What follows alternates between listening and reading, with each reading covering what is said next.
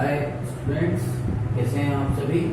चलिए 11th class की starting करते हैं। तो जो पहला चैप्टर है ना, फर्स्ट चैप्टर जो हमारा है क्या है, सेट्स।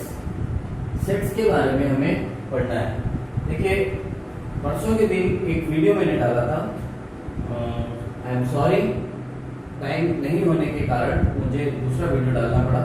चलिए तो आज हम स्टार्ट करते हैं सेट्स से। First chapter sets. क्या होता है सेट्स? 9th क्लास में हमने पढ़ा है व्हाट इज सेट्स। पहले डिफाइन करते हैं। देखिए हिंदी में सेट्स को क्या बोलते हैं?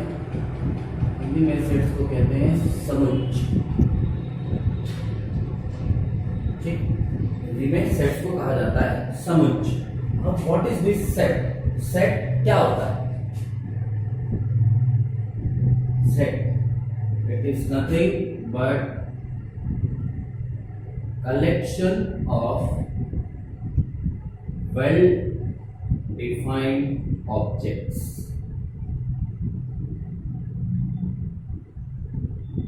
ठीक है, सेट क्या होता है, समुच्चय क्या है? यह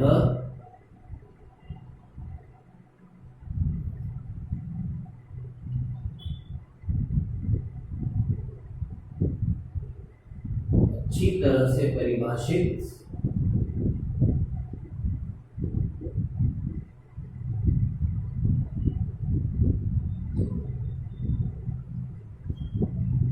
समूह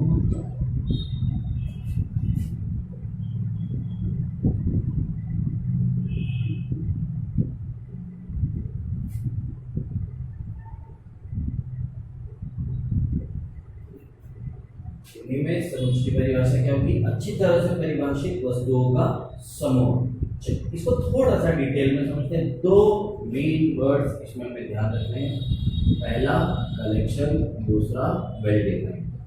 ठीक, अब देखिए मैंने कहा कि झुंड जा रहा है, तो झुंड दैट मीन्स कलेक्शन। अब देखिए झुंड तो है पर वेल डिफाइंड नहीं, तो वो कलेक्शन हुआ। ठीक है, मैंने कहा group of people are going.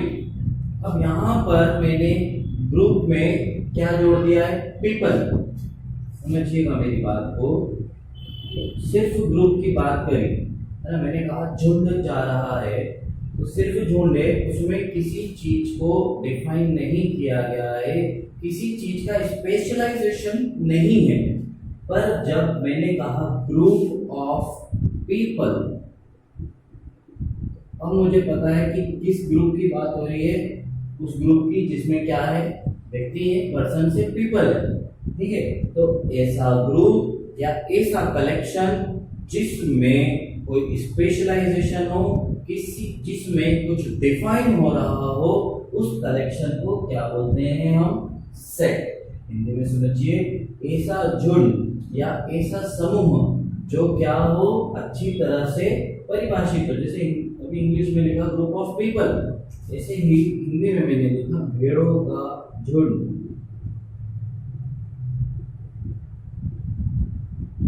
अब यदि सिर्फ झुंड की बात होती तो वो क्या होगा?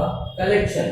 पर मैंने यहाँ स्पेसिफाई कर दिया है कि झुंड किसका है? भेड़ों का। ठीक है, तो ये क्या हो गया? डिफाइंड हो गया। और जब कोई चीज कलेक्शन में डिफाइंड हो जाए तो उस चीज को हम क्या बोलते हैं?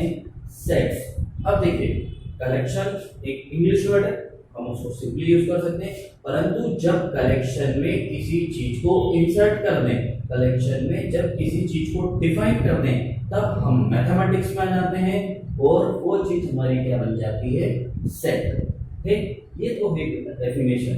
अब बात करते हैं, कुछ एग्जांपल देख लेते हैं सिंपल। ठीक, जैसे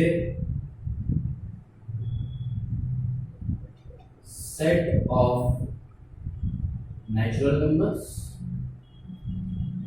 या फिर सेट ऑफ इंटीजर्स। हिंदी में अगर मैं बात करूं तो नेचुरल नंबर्स मतलब प्राकृत संख्याओं का समूह। इंटीजर्स बोलो तो हर पॉजिटिव नेगेटिव नंबर का समूह। ये सारी चीज क्या होगी? सेट। ठीक है, थोड़ा सा इसको और समझते हैं हम। बात हो रही है मैथमेटिक्स की, तो मैथमेटिक्स में कुछ जनरल नोटेशंस हैं जो आपको आना चाहिए। देख लेते हैं ये जनरल नोटेशंस क्या है। सबसे पहले जैसे मैंने ये बताया, सेट ऑफ नेचुरल नंबर्स। तो नेचुरल नंबर्स के लिए हम डिनोट करते हैं कैपिटल एन। ठीक, कैपिटल एन यदि लिखा हुआ है दैट मीन्स हमें पता होना चाहिए कि बात किसकी हो रही है, सेट ऑफ नेचुरल नंबर्स, प्राकृत संख्याओं की बात हो रही है यहाँ पर। ठीक है, अब यदि हमारे पास लिखा हुआ है आई प्लस, क्योंकि यहाँ क्या लगा हुआ है प्लस, आई मतलब होता है इंटीजर, और इंटीजर पॉजिटिव भी होते हैं नेगेटिव भी होते हैं। आई प्लस लिखा हुआ है दैट मीन्स ये क्या है आपका set of positive integers. Suppose I minus है तो ये क्या हो जाएगा सेट ऑफ नेगेटिव इंटीजर्स। और आगे बढ़े, मान लीजिए आपके पास है आर, आर क्या होगा आपका सेट ऑफ रैशनल नंबर्स। इस टाइप से जितने भी नंबर सिस्टम है सभी को हम सेट में डिनोट कर सकते हैं। ठीक है, ये तो हुए नंबर्स की बात। ठीक है, सेट जरूरी नहीं है कि सिर्फ नंबर्स के हों, अल्फाबेट का भी सेट हो सकता है, सिंबल्स का भी सेट हो सकता है। कुछ लड़के जा रहे हैं उनका सेट है, कुछ लड़कियां हैं उनका सेट है। किसी भी चीज में यदि कलेक्शन है और हमने उसको डिफाइन कर रखा है तो वो चीज क्या होगी सेट। अब अपन देखते हैं कि सेट को डिनोट कैसे करते हैं। ओके, तो अगले टॉपिक पे आते हैं जो क्या है हमारा डिनोशन ऑफ सेट्स।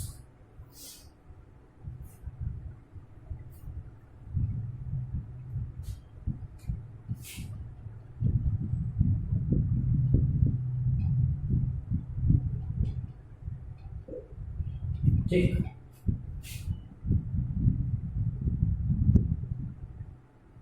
डिनोशन ऑफ सेट्स मतलब समुच्चय का प्रदर्शन।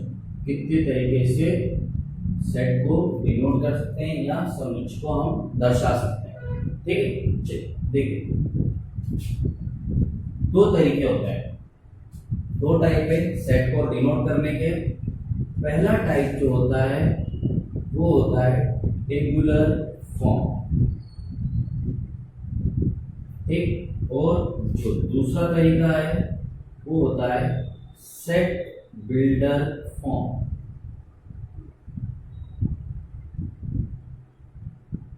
ठीक है, दो तरीके हैं बेटा, पहला टेबुलर फॉर्म, दूसरा सेट बिल्डर फॉर्म। अब ये दोनों चीज क्या है, उससे पहले एक चीज आप ध्यान रखिए कि सेट को डिनोट करने के लिए आप नोट में लिख लीजिए। नोट क्या नोट है, सेट को डिनोट किसके थ्रू किया जाता है, चाहे हम टेबुलर फॉर्म में करें चाहे हम सेट बिल्डर फॉर्म में करें। सेट जो है हमेशा डिनोट होगा बाय कर्ली ब्रैकेट्स। हमेशा जो सेट है वो हम कर्ली ब्रैकेट्स के द्वारा ही शो करेंगे। ठीक है, चलिए अब आते हैं टेबुलर फॉर्म। ये टेबुलर फॉर्म क्या है, सेकंड चीज set builder form. What is this set builder form? Tabular form इसको हम बोल सकते हैं डायरेक्ट फॉर्म। डायरेक्ट फॉर्म क्यों बोला, क्योंकि इसमें हम डायरेक्ट एंट्री करते हैं, है ना, डायरेक्ट एंट्री है, इसलिए क्या कहा गया है इसको टेबुलर फॉर्म या डायरेक्ट फॉर्म। दूसरा होता है सेट बिल्डर फॉर्म। ठीक है, इसमें जो एंट्री है वो एंट्री डायरेक्ट नहीं होती है, एंट्री रिप्रेजेंट की जाती है बाय लैंग्वेज।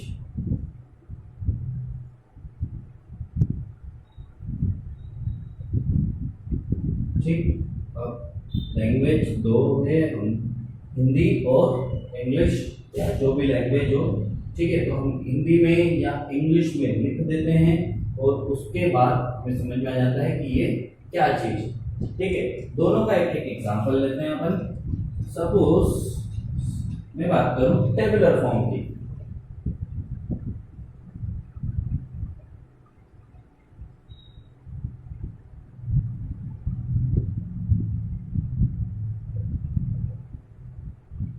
ठीक, तो टेबुलर फॉर्म मैंने क्या किया है, 1 से लेकर 10 तक के नंबर लेके देखिए, डायरेक्ट नंबर्स लिख दिए हैं।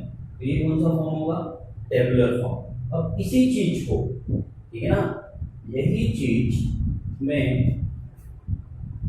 इस तरीके से यदि लिख दूं x, इसका जो मतलब होता है, इसका मतलब होता है such that is such that, कुछ इस प्रकार है।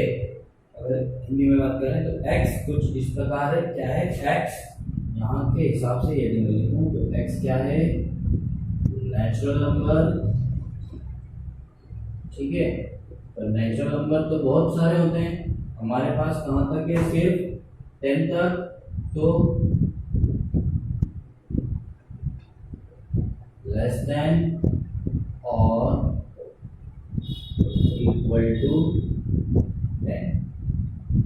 ठीक, ये इस तरीके से लिखा तो कौन सा फॉर्म होगा, टेबुलर फॉर्म। इसी चीज को जब मैंने लैंग्वेज देखी, मैंने इसे इंग्लिश में लिखा हुआ है, बट जैसे ही हम इंग्लिश में लिखेंगे तो समझ में आ जाएगा सेट आपका यही है।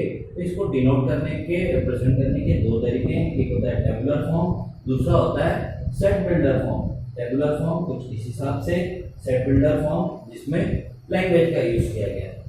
ठीक, हम एक एग्जांपल और देख लेते हैं।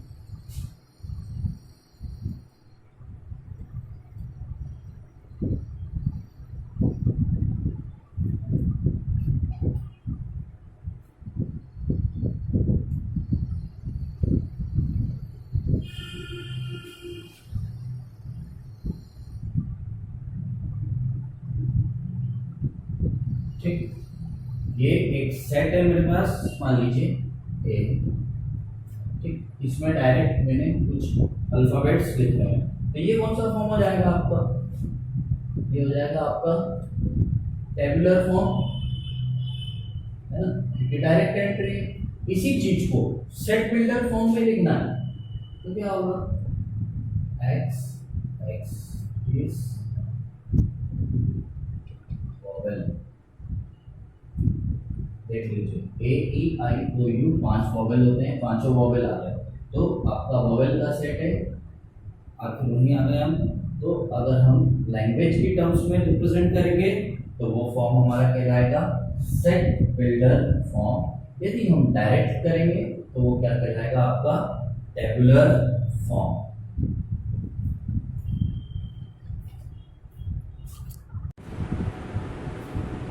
चलिए दो क्वेश्चन है, कन्वर्ट 1 3 5 6 इन सेट बिल्डर फॉर्म, इसे हमें सेट बिल्डर फॉर्म में कन्वर्ट करना है। दूसरा क्वेश्चन है convert x such that x is integer and -2 is less than equal to x is less than equal to 12 into roster form. देखिए दो चीजें आपको पहले क्वेश्चन स्टार्ट करने से पहले मैं आपको बताना चाहता हूँ। जो रोस्टर फॉर्म है, इसी रोस्टर फॉर्म को हम टेबुलर फॉर्म भी कहते हैं। Roster form is also known as tabular form. Roster form को ही हम टेबुलर फॉर्म कहते हैं। दूसरी चीज आपको यहाँ पर जो है वो आप, क्योंकि 11th क्लास में ये चीज आपको आना चाहिए, नहीं आती तो समझ लीजिए, जब लेस देन इक्वल टू, ये इक्वल टू अगर लगा हुआ है दैट मीन्स हमें इसे भी इंक्लूड करना है। ठीक है, यदि यह इक्वल टू नहीं लगा होता तो हमें इसे इंक्लूड नहीं करना है। ठीक, अगर इक्वल टू लगा है तो हमें लोअर लिमिट और जो भी अपर लिमिट है इक्वल टू में इंक्लूड करनी पड़ती है। यदि इक्वल टू का साइन नहीं लगा हुआ है तब हम लोअर लिमिट और अपर लिमिट को इंक्लूड नहीं करते हैं। ठीक, चलिए 1 3 5 6, अब ये वाला क्या चीज हो सकती है, सॉरी थोड़ा सा चेंज करते हैं, 1 2 3 6। ओके, ये भला क्या, ठीक। अब देखिए जरा थोड़ा सा 6 के यदि फैक्टर्स निकालें तो 2 3 3 1 2 3 6, ठीक है। तो इसको क्या लिख सकते हैं, फर्स्ट क्वेश्चन है आपका, तो फर्स्ट का सॉल्यूशन देखिए आप, ठीक है। क्या होगा सॉल्यूशन, इसे हमें सेट बिल्डर फॉर्म में कन्वर्ट करना है। तो x is such that x क्या है, x is a divisor of 6, ठीक। डिवाइजर मींस वो नंबर जिनसे 6 डिवाइड हो सकता है, ठीक है। देखिए 6 1 से डिवाइड होता है, यस 2 से डिवाइड होता है, जी हाँ 3 से भी होता है, और 6 6 से भी डिवाइड होता है। तो ये सभी वो नंबर है जो 6 से डिवाइड हो सकते हैं। तो x इसका सेट है, उन नंबर्स का सेट है जो 6 के क्या है, डिवाइजर है। दूसरा क्वेश्चन काफी सिंपल है, सेकंड का सॉल्यूशन देख लेते हैं हम। देखिए यहाँ पर हमें क्या दिया हुआ है, इंटीजर है। कैसा इंटीजर है कि -2 से 12 के बीच में आता है। तो बिल्कुल आप नंबर लिखना स्टार्ट कर दीजिए, -2 -1 0 1 2 3 अप टू 12। ये हो गया आपका सेकंड का सॉल्यूशन। तो देखिए इतना सिंपल है कन्वर्ट करना। दो टाइप मैंने आपको बता दिए डिनोट करने के, एक होता है टेबुलर फॉर्म जिसे रोस्टर फॉर्म भी कहा जाता है, दूसरा होता है सेट बिल्डर फॉर्म। अब आप अपने टेक्स्ट की जो एक्सरसाइज है उसमें सेट बिल्डर फॉर्म को टेबुलर फॉर्म में कन्वर्ट करने के, टेबुलर फॉर्म से सेट बिल्डर फॉर्म में कन्वर्ट करने के क्वेश्चन अटेम्प्ट कीजिएगा। और यदि नहीं आते हैं तो आप पर्सनली मुझसे पूछ सकते हैं।